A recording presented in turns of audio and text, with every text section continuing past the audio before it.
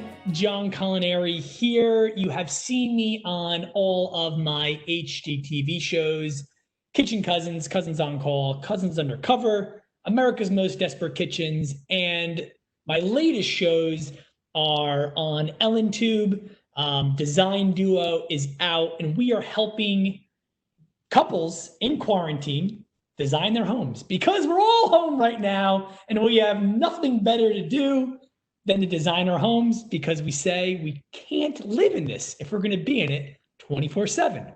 But I'm so excited to be here. We have a great panel, some great professionals. We are going to be talking about COVID-19, the pandemic, and what's going on in the hospitality industry right now. Also in hotels.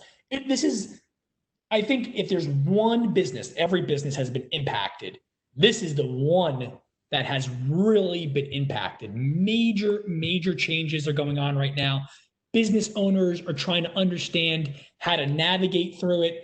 I have designed and built a couple different restaurants. I've also been an owner and an investor in a restaurant.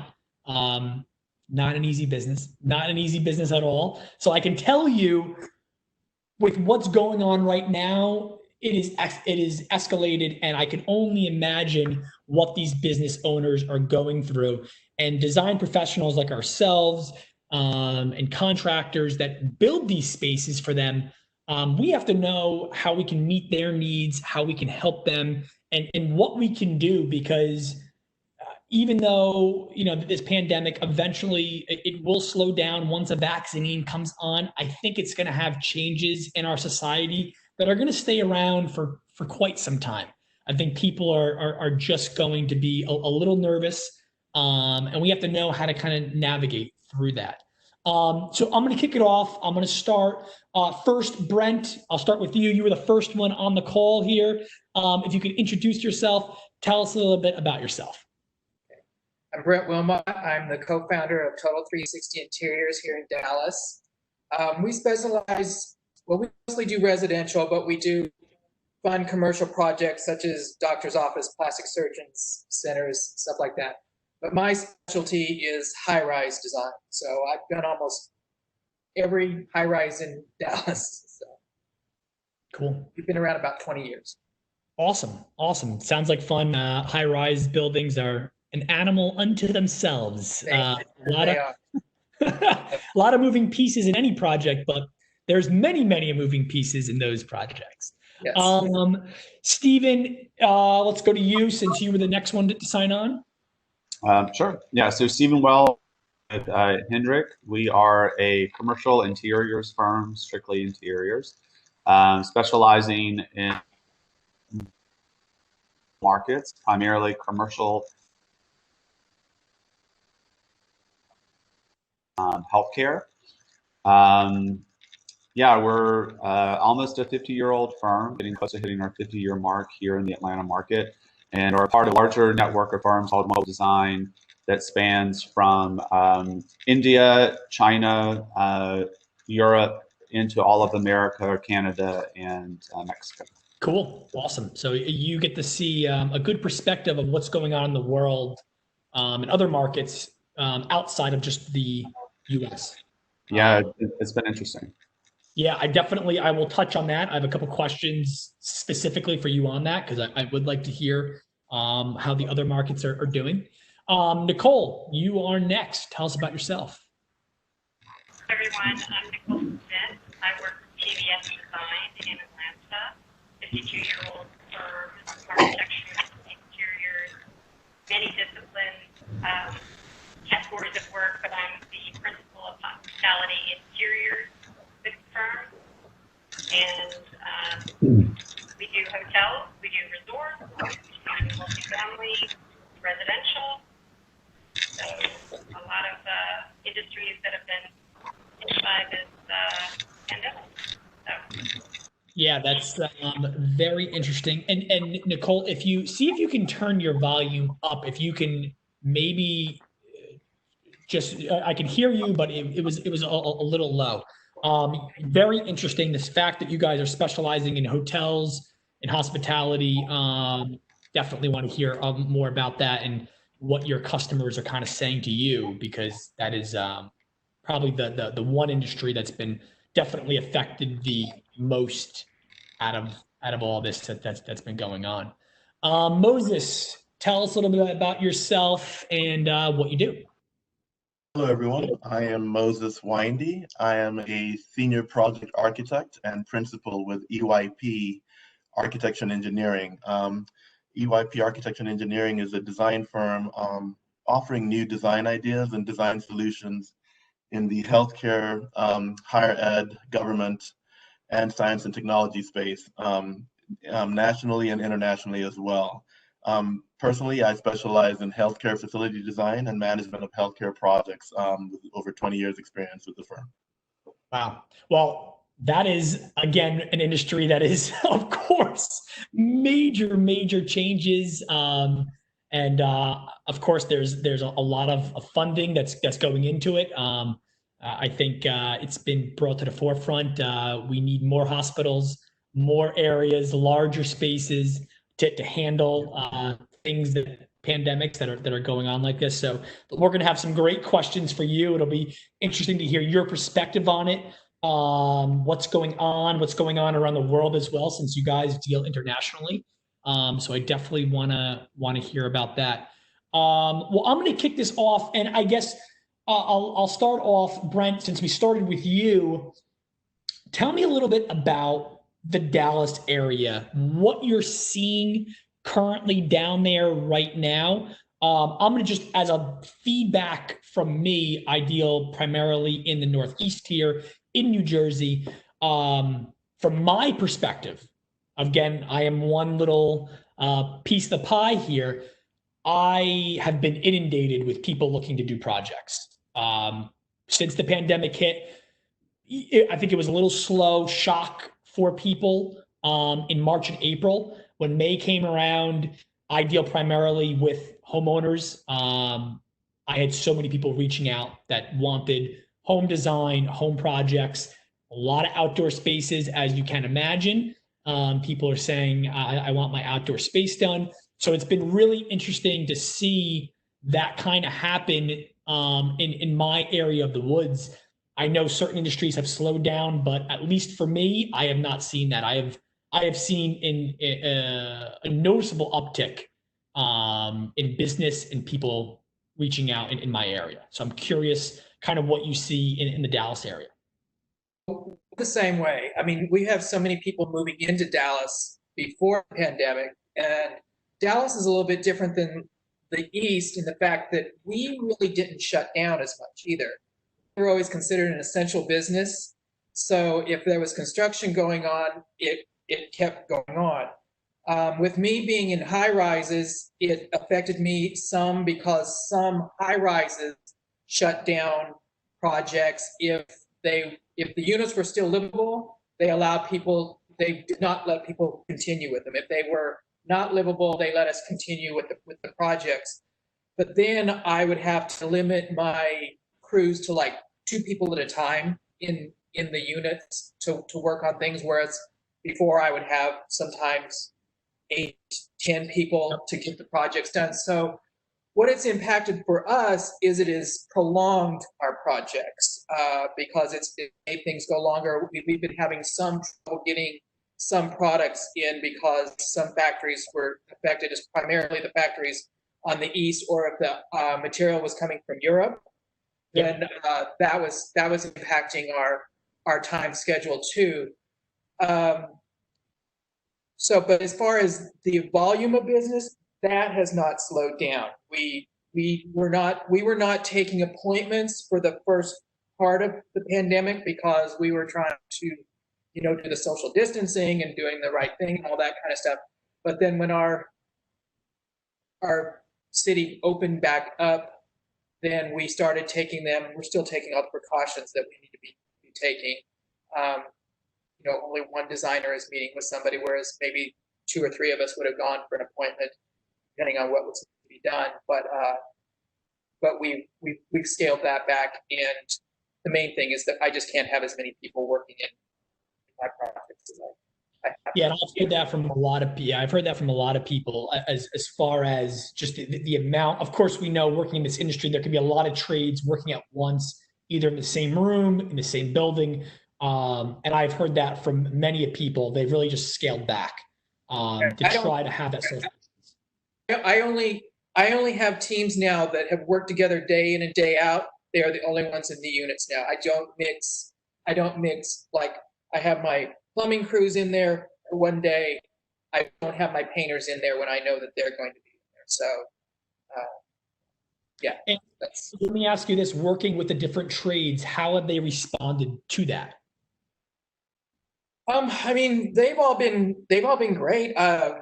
I'm fortunate enough that all of the people that I work with, they've all worked almost exclusively for me for almost 10 years.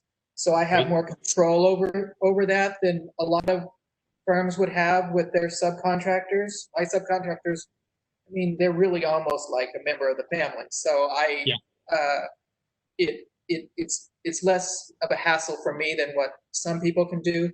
But if I do have to pull in an outside person, then I have to, working in the high rise, I have to go through an extra set of hoops because they have to be more documented on who's coming into the building than just sending my crews. How have the developers of these buildings reacted? Now you said, of course we know there's supply chain issues. It's everywhere. That's given. Knowing these projects are going to take longer, we all know time is money. You're doing a high-rise building, you are burning money every single second of that day. How are they taking that? Well, I'm not really qualified to speak on that because I work with homeowners after they have purchased the units, and a lot of them are renovations. It's not actually going into new buildings. And if the new buildings I'm going into, then I'm not interacting with the contractors so much. Got I it. mean, Okay. with the developer so much. I'm only interacting with the homeowners or the building management to get people in. All of the high rises that I've been working on in here in Dallas have been either totally completed or near completion to where I'm not dealing with that. And the homeowners have been good to work with. Everyone understands what's going on. They are. I've been very fortunate in my career. I mean, we interview our clients just like the clients interview us. So we bring on and we only have clients that have come to us from word of mouth. Yeah. So we've been very very fortunate in that. And the only problem we've had is the delay with some of the products, and the clients have been very understanding of that. Great. Yeah. Stephen, let's go to you. Working on an international scale that you are working on now, it's very interesting to me. Now, hearing what Brent has just said, he's busy down in Dallas. I've had this talk with other individuals before, some down in the Atlanta area, some in Florida. They said the same thing Brent said. They said they actually have never been busier than they are right now. So I'm curious, just in your field and what you deal with. Of course, you have the US market, then you have the international markets. What are you seeing? Are you seeing that same trend or you're not seeing that same trend? Yeah, so in Atlanta for residential, I can't speak to that. I'm not a part of that market segment. Corporate office is a big chunk of our market. What we are seeing there is where projects were online this year, a lot of clients are pausing to sort of rethink their real estate strategies for the year coming out of or coming into this COVID scenario, and sort of putting a pause button on that. Healthcare has been taking advantage of some of their facilities that may be a little slow or unoccupied at the time, depending upon what the types of practices that they've got going on in those facilities. And doing like finish upgrades or architectural adjustments. So they are looking to do some interior modifications while the patient loads are reduced in certain facilities. Mhm. Hospitals obviously are not on that because we know here in Georgia specifically, we've had a huge spike in COVID cases as of recent. And the hospitals are extremely busy, but other healthcare facilities are not. And a lot of that is due to a lot of the hospitals trying to keep people off campus that are not related to providing healthcare, that COVID-related service provider segment. From an international standpoint, it kind of varies. So the partners that we have in Singapore and in Europe are seeing things start to pick up in their area. Our partners in India, it's a little chaotic there right now. And again, it depends on what part of India you may be in. Yep. And how the code that particular area. Interesting. Any of your clients that you're dealing with offices? I'm just that's very it's interesting how you said you had some projects that were supposed to come online this year. Not shocking that they're putting things on pause because people just aren't going back. I mean, talking to people that live in the Northeast here, I'm very close to Manhattan, of course. I know people that used to go into Manhattan every day. Their companies have told them don't even think about it until January of 2021, which is 6 months away. Right. Are your clients telling you, hey, look, we need to reorganize, change interior? Of course, you used to have open concepts, kind of like a bullpen. Everybody's next to each other. You didn't have individual offices. Are you seeing a change in that? And they're saying, hey, look, we have to really look at this now and figure out how are we going to change things up. I'm just curious what they're saying to you. Yeah, absolutely. That's definitely what we're seeing.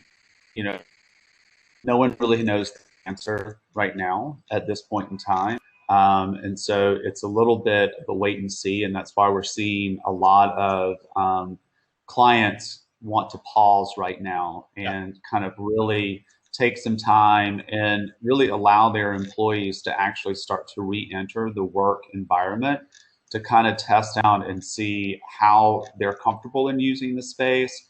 A lot of companies that we work with that were a little hesitant to allow for a much more mobile workforce, meaning that they could work anywhere, whether it be in the office or at home or at a coffee shop or whatever.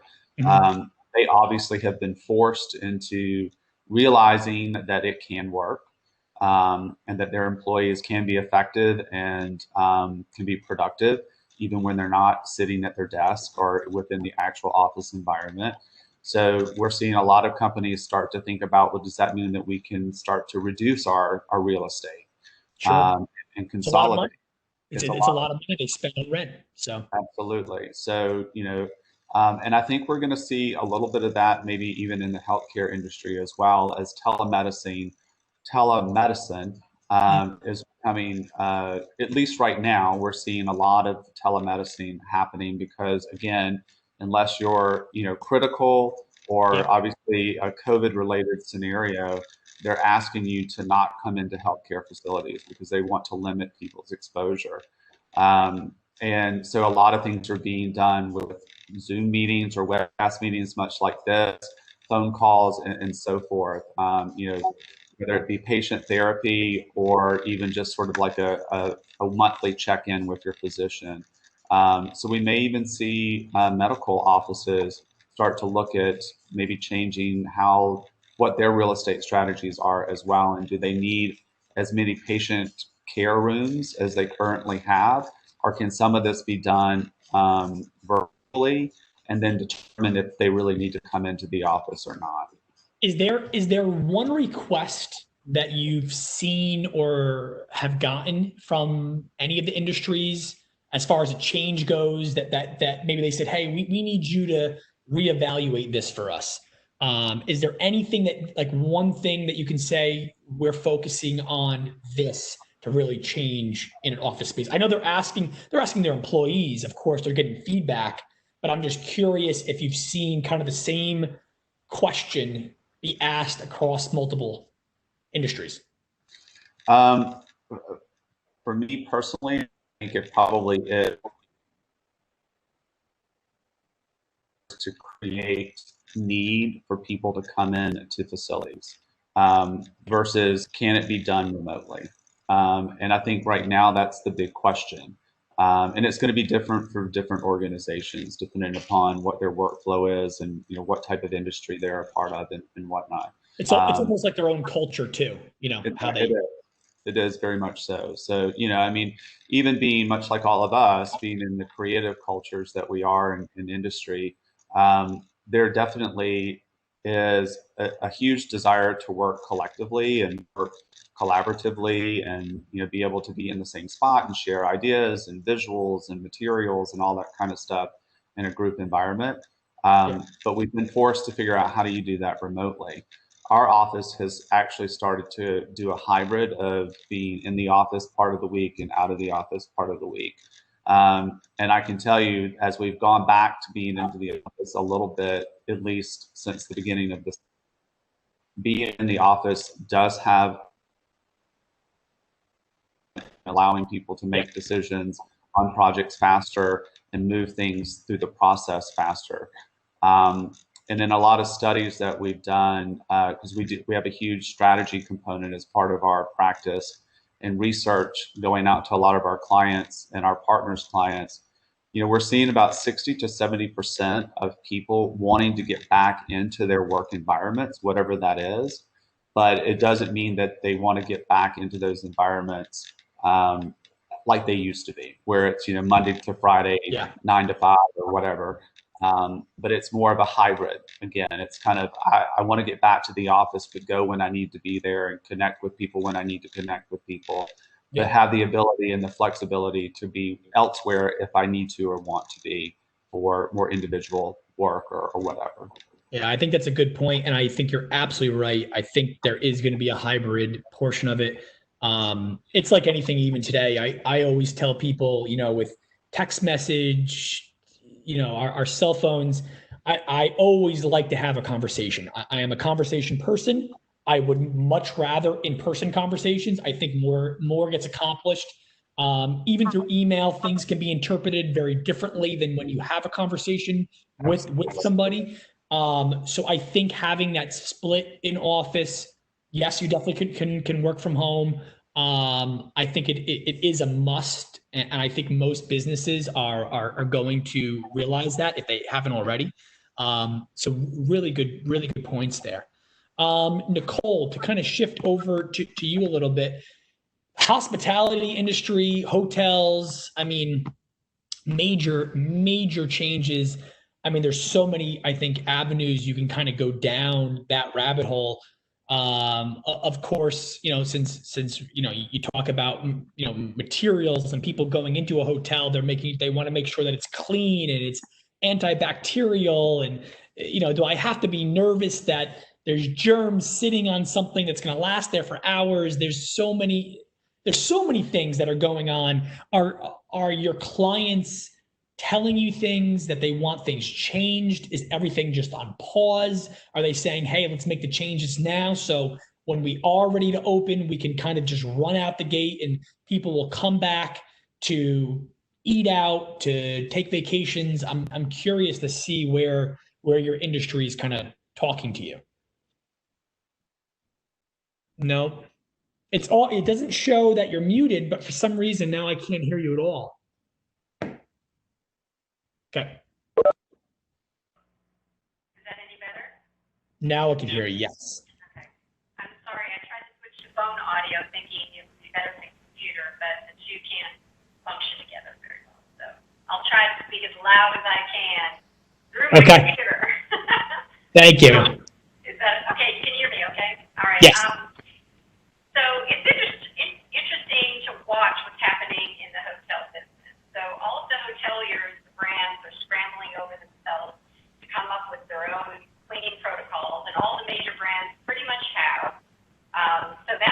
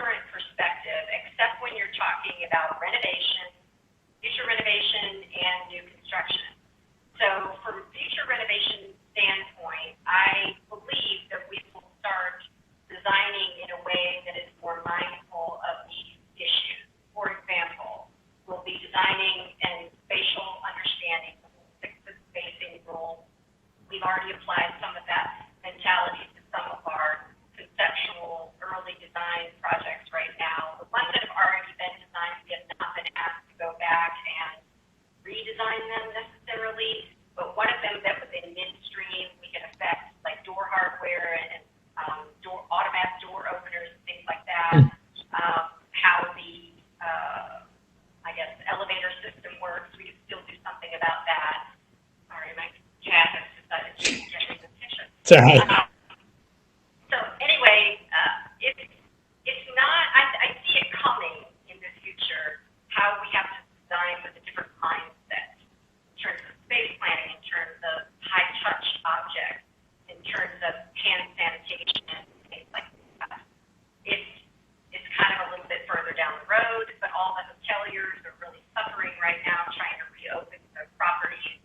We will see hotels go under. There will be liquidated assets. There will be buyers out there ready to scoop them up.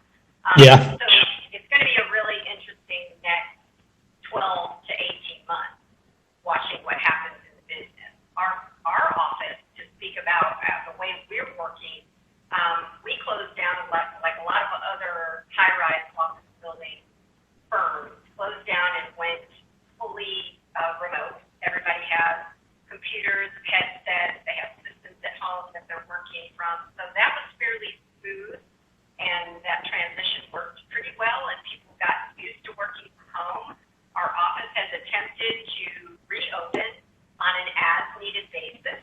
People will use the office for various things they need to use it for, whether they need to meet as teams, whether they need to plot large drawings, whether they need to go in and use materials from our library. But I will say, as of right now, the office being open for about 2 weeks, about no more than 10, maybe 15% have really utilized the office. So that's an interesting thing, and we're tracking it and researching it from an office perspective as well. Yeah, do you think with some of these, I guess, hotels and hospitality possibly closing down over the next 12 to 18 months, where do you see do you feel this is going to have kind of a ripple effect for the next 2 years, 3 years, 5 years in the hospitality industry? It's going to be something that's going to be around for quite some time. Yeah, the fallout in this industry, no doubt. From both renovation and new construction. So there'll be liquidated assets that need to be bought by someone else, right? They might change brands. They might convert the property. They might just change the property to, there's buyers out there looking to do things up. So there's going to be that going on. There's going to be land acquisition for real estate development groups that have deep pockets. They're going to be using this time wisely to set themselves up for development and acquisition of land and developing. They're going to be bullish. So I think there's business in the future that's not going to necessarily go away, but the current status of the hotel is still in a dire state. Most of them are not opening the capacity that they should. Yep. And the leisure travelers about getting right now, they're not getting the business traveler, and that is the biggest problem. Yeah, I'm sure the business traveler. Yeah, I can imagine that. I mean, even myself, I used to travel quite a bit, whether it was talks around the country, for the home and design industry, and I haven't done anything like that, and I really don't plan on doing it for quite some time. So I'm sure that is something that definitely the hospitality industry has got to be saying, this is going to hurt for a while. And I think you're going to have those people that are going to come in. They're going to see that they can kind of get this stuff on the cheap and play the long game and say, you know what, I can wait. I can wait until this gets better. The vaccine's here, things kind of calm down, and people get back into more of a normalcy. I guess you can kind of say so. Very, very interesting. As far as your business goes, how are you going to handle that? Because it is going to impact you in certain ways. So what specifically is your business going to do to kind of change with the changes that are going on? I mean, I think regionality, people will be focused on the region, whether for us, Southeast and or the East Coast. It will be harder to travel to projects on the West Coast or in the center of the U.S. or outside of the U.S. is a complete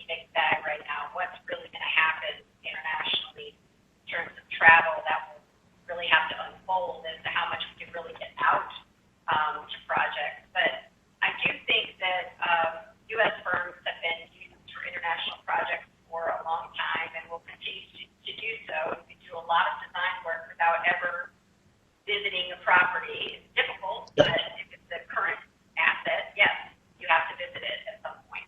If it's new construction, you could be designing that lot of land for years. Correct. So, yeah. Interesting.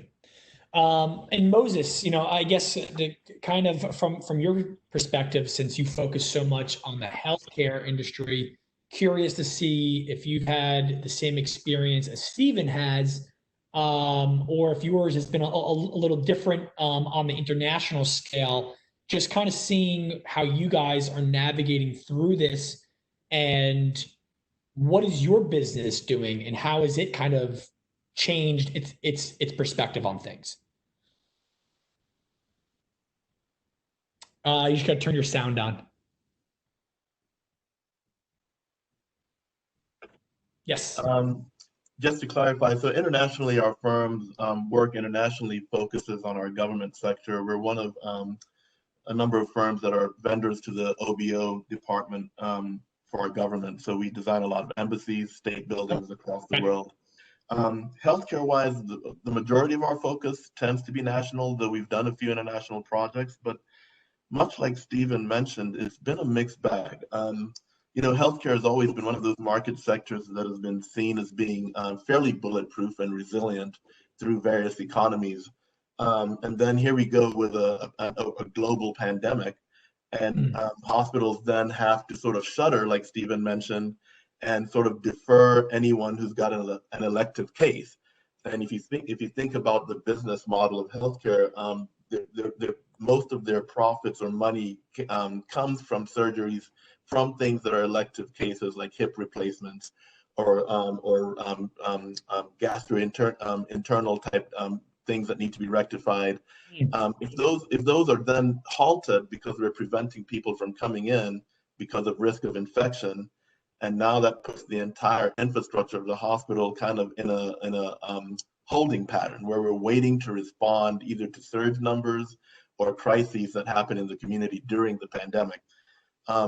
So what we've seen is a mixed bag. We've had some large projects that were on the booked projects going on hold, while clients reassess their business cases and look at their projections for the remainder of the year. Whereas we've seen other projects that were, kind of on the table we've been asked to accelerate them and fast track them. And the reason being, a lot of healthcare systems are looking at increasing bed capacity. So as we look at a pandemic, just by way of comparison, Italy has about 3.4 hospital beds per 1,000 residents in Italy. And remember, Italy was a hotspot. America, by comparison, has just about 3 beds per 1,000 residents. Now, being about 300,000 people, we've got about 1 million hospital beds in the U.S., and only about 100,000 of those are ICU beds. So if someone winds up in a ventilator or needs intensive care, we've only got about 100,000 beds nationally. Now, there's all sorts of reasons for why bed count has shrunk in the U.S. over the years. Part of that is just aging infrastructure. Part of that is the nature of mergers and acquisitions across the industry as healthcare systems, the smaller systems and rural systems have been bought up or even closed and shuttered. But here we go again in a pandemic world, and we're certainly realizing we might not have had as many ICU beds as we need to tackle this kind of a scale of event. So one of the requests we've been fielding is helping our clients analyze really quickly ways in which we can ramp up bed count within their existing infrastructure, or thinking creatively about solutions to do this, and being agile about it, such as, can we evaluate the use of a parking lot? If people aren't coming to the hospital and now we've got large parking lots available, can we set up, prefab mobile units and trailers that can be converted into temporary isolation units, if you will? And are there other strategies we can help you look at to help you kind of account for the surge in cases we're seeing related to the pandemic? And I'm curious also, you kind of made a good point with some of the smaller hospitals, of course, in the rural areas where you've seen it. They've either been underfunded and people have moved out of that area. That's why they've kind of gone into disarray, we'll say. But something interesting, again, I'm going to speak from my perspective, living in North Jersey. I lived here my entire life. So I've lived outside of Manhattan. I live in the suburbs. So I'm 20 miles. If there's no traffic, it's 20 minutes to the GW, which most of the time that's how it is now because there's no traffic anywhere. Before pandemic, 45 minutes to an hour always. That's how it just was.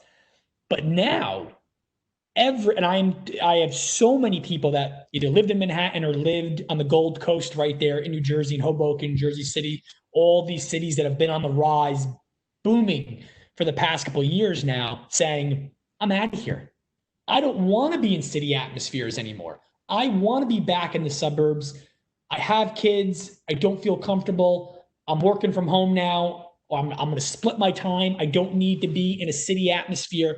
I'm curious if hospitals, things like that, are going to be built up more in these rural areas because there was a shift of people going towards cities, and I think there's going to be a shift of people leaving cities and coming out because they don't want to be around it. They don't want to get stuck in a pandemic and say, well, I live in this small apartment. Where do I go? I have no land. I can't walk outside. I can't go anywhere. So I'm curious if you've even had any conversations of some of the smaller hospitals looking to expand, not your major facilities that we know of. Yeah, for a long time, I'd say over the last maybe 7 to 8 years in the healthcare industry in this country, there's been a discussion and a trend towards getting healthcare closer to the communities which you're serving, right? So, because oftentimes time is of the essence, right? Especially in emergent cases.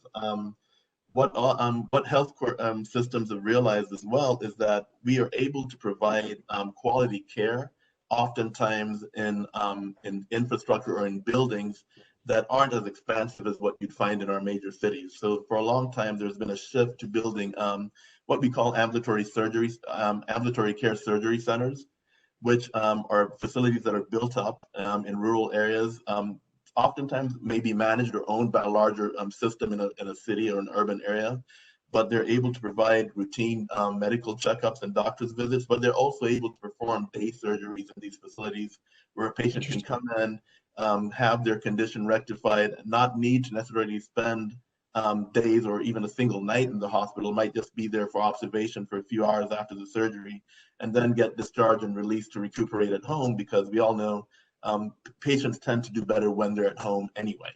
Correct. So there was already that trend to try and build more of these smaller surgical centers in rural areas. So I can imagine with the pandemic, everyone's going to reassess sort of our geographic footprint, right, of where we live and work. Much like our own corporate lives, we're beginning to realize, hey, there's an opportunity here. We're realizing we don't all need to congregate in the office all the time.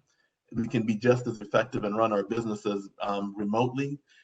There's a paradigm mind shift of moving maybe in this country away from numbers of hours worked and showing up on your timesheet to are people getting tasks done? Are people getting and moving projects ahead? And same with healthcare. So it may not be as much about the location or kind of centralizing the care to a dense urban area, but it's can we deliver the same quality closer to you where you are? Yeah, very, and I think you're absolutely spot on about that. I think that is something that is definitely going to shift. I really it's so funny because for so many years, so many people saying, oh, I want to be closer to the city. I want to be in the city because I want the nightlife. I want the restaurants. I want all the thrills that we all know about that come along with city life.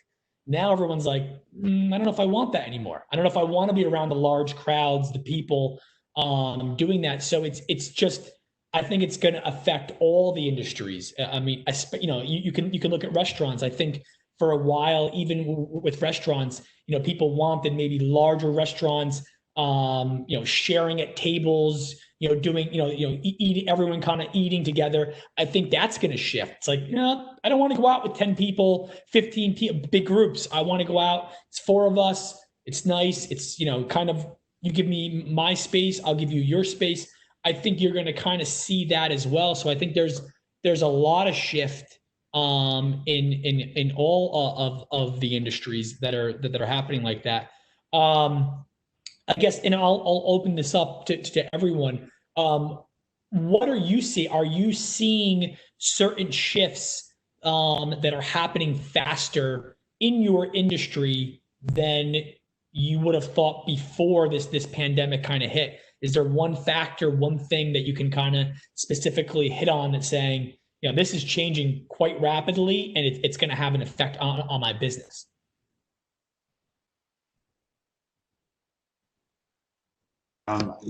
I'll speak to that really quickly. I mean, I think, again, like I said, I think the greatest impact that we're seeing is the fact that people are realizing, as we've talked about, that you may not be in an office environment or in a healthcare environment always to get the job done, that we can do things remotely more just as effectively and efficiently as if we were in those facilities to do that work.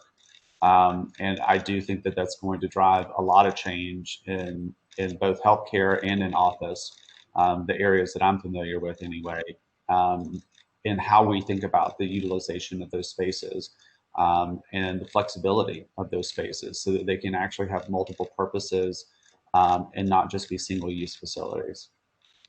Well, and then let me, and then I'll, you know what, then let me ask as a personal question to all of you in your own kind of, you know, different avenues that you work with. Personally, how do you feel your workload and your work is? Do you feel you're working more? Do you feel you're accomplishing more if you're working more from home, or you're not seeing as clients as frequently as you did? Because at the same time, we're going through the same thing everyone else is. It's not like we're not being affected through this. So whoever wants to start off, I'm curious, kind of personally, do you think, yeah, I'm working more? I'm not, you know, nope, you know what? I'm not getting the same amount of work done. It's definitely has affected me. Kind of interesting. Well, I'll take this. Mine is different in the fact that I'm dealing with the end client and we're actually putting products in their place. We're doing the design and we're putting the products. So because I'm having limited access to showrooms and stuff, it's bothered me because I haven't been as creative as I was in the past, because I'm having to, like, okay, this project here, I can use this same sofa that I used in this other project. I can get that. I'm not in the showrooms and everything and getting the stimulus, the newest, the latest, the greatest, all that kind of stuff. And that drives me crazy because we're not a cookie cutter design firm. But we have noticed it's like, okay, this tile, let's use that tile in this other one. So that's where it's impacted me most. Good point. You know, that's a great point. Definitely has affected me that way too. When the design rooms, showrooms are not open, either you have to make an appointment, you can't get in there, time is of the essence. That's a great point. That's actually a really, really good point to kind of make. Has anyone else experienced anything like that? I can talk about a different kind of facility not being available that affects your workload, and maybe it's one of the well, I'm a parent. I have a 4-year-old. Yeah. So when schools and you know, and daycare facilities and summer camps aren't available for, you know, for cautionary reasons, and maybe rightfully so, maybe not, the jury's still out. It then affects, right, the quality of work environment you can have when you have to now be a design professional as well as a teacher and a parent concurrently. So I'm sure we've all, maybe, you know, every parent out there understands it in a heartbeat. And but in the moments I've been fortunate with my son, I've had a few things that he's been able to do this summer, outdoor camps and the like. And in those moments when he's been away from the home and had care, I've been extremely productive, actually. And the flexibility to be able to sort of plan your workday, not around sort of the 8 hours that you're in the office, but now over the 12 to 14 hours that you are actually awake in your house. Not that you're going to work all 12, but being able to say, you know what, I'm going to go for a jog, and then I'm going to come home and spend, you know, 3 hours on this task and this meeting, and then I'm going to take a break and maybe go take my dog for a walk or play with my son. So just the live-work balance is easier to manage, I guess, in this new kind of way of working, as long as your companies are flexible with you kind of managing your own work schedule during a day, your work cycle during a day. Yeah, no, that's a great point. I'm also a parent. I have a 5-year-old and a 1-year-old, and definitely not having school and camps by us just opened. They're outdoor camps, so thank God my daughter can have that stimulus, because being 5, she needs that. It's so important. I know there's a lot of discussions about schools, and it's tough. It's not easy. It's not an easy answer. I don't any teaching professional. It's hard. It's hard to understand the right thing to do. I don't think there is going to be the right thing. I think we got to just feel it out. What's good for our area, where we live. But yes, and I think from a work perspective, you made a good point. We now that 8 hours, maybe you don't have an hour of driving to work and then an hour home. So you're gaining those 2 hours. So that's 2 hours you can then spend with your child, or work out, or do other things that you couldn't do. But at the same time, you have to be able to manage your time. Some people are not good at managing their time, and that's why they need to go into an office. So yes, it is interesting to see that kind of navigation of how we get through a workday, because workdays are very different. And then Nicole, I think did you want to say something? Oh, I completely agree with Moses.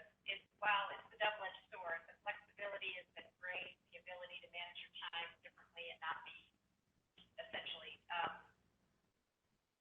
I don't want to use the word trapped, but at an office for 8 hours a day and having to work your whole life around that, assuming that you have childcare and things like that. So juggling it at home, while flexibility has been amazing, the trickiness of trying to navigate both school and your work life is very challenging. Yeah.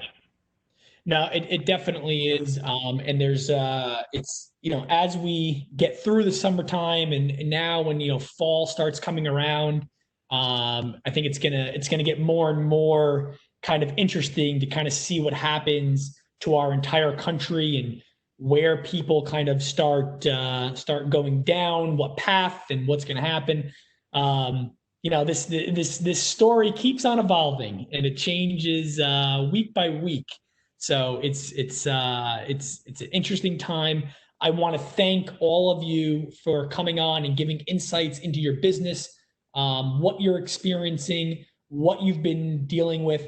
I also want to thank Neolith for putting this on, and having design professionals, construction professionals come together like this, and be able to share their experiences. It's really important to understand what's going on in other areas of the country, other areas of the world. And this is a great forum to kind of hear that and understand that. So thank you all for your time today. And I look forward to hearing from you soon. And please stay healthy and safe out there. Thank you. Thank you. Good to meet all you guys. Everyone, thank you. Stay safe. Thanks, guys. Bye-bye.